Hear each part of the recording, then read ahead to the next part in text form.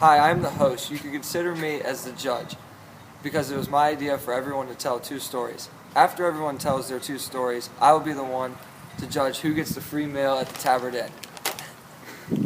I was accepted into the group of pilgrims as the guide, judge, manager, or the reporter.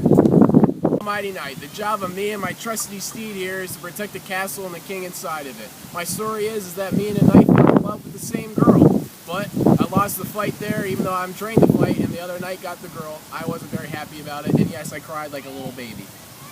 Wow, too bad you weren't good enough to get the girl. But partner seems to want to tell his story next, so go ahead, partner. Partner, and my job is to travel the countryside selling official church pardons, entitling me to forgive people of their sins. The story I tell is about three drunk riders who try to avenge their friend who had just been killed that night by a mysterious figure named Death. They go about searching for Death, that an old man directed them that Death just left under an oak tree. These riders rush to the tree to seek for Death, but instead they find 8 bushels of gold. They cannot bring back the gold to town in broad daylight because they would be accused of stealing the gold. So instead they plan to bring back the gold at night. In the meantime, one rider goes back to town to get food and wine.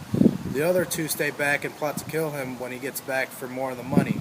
The rider in town plans to put poison in their wine to kill the 2 back at the tree. The rider comes back from town and gets killed by the 2, and after they celebrate with the wine and bread from the rider from the town.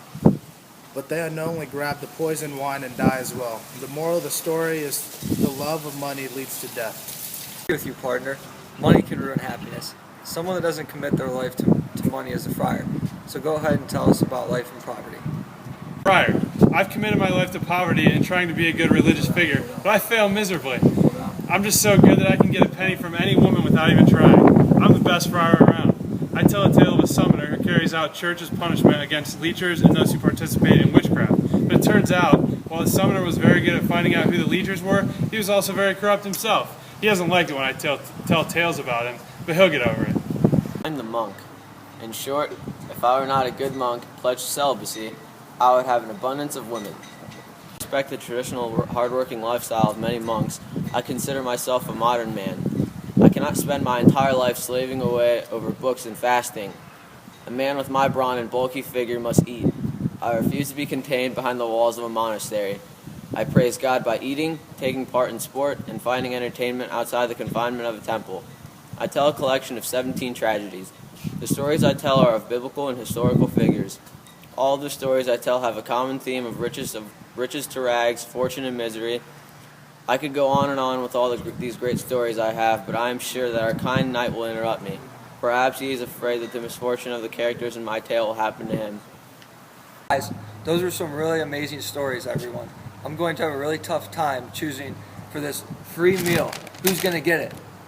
The goal is to tell the best story. Obviously, I would win. My story was the best. Are you kidding me? I've heard better stories from the outhouse. Obviously, I should win the meal. There isn't even a question of who wins that meal. No, everyone stop. I'm the one deciding who gets the free meal, not you guys. I would not get the free meal. Everyone's story is stupid. Partner, you're just a drunk who had to retell your story because you told the first one like a little baby. Friar, you have no room to talk. You're the one that told a story about the summoner, and then he embarrassed you afterwards with his. And yet there's the knight over here who's trained to fight and lost over some girl in prison. How embarrassing. Stop. To fight and keep his king safe in the castle. Just because I lost to one man doesn't make me an unpowerful knight. You are a lower class pilgrim. How about you make fun of somebody else in the upper class pilgrim? You're the worst of all knights. You're an embarrassment to knights everywhere. Obviously know how to fight, and you can't even do that. The friar's story is stupid. All he does is make fun of the corrupt summoner, but he's actually the one that's corrupt. Hey, it's not my fault my story is the best. You don't have to rip it. Full of stories. I wonder who's going to get this free meal. Yeah, speaking of, I wonder what they're cooking in there. I hope it's beef stew. I don't even know where the host went. Where did he go? Hey, what are you doing? What are you doing? Hey!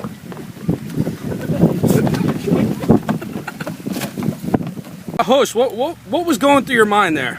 Well, obviously, I ate the meal because other stories suck, so I ate the meal.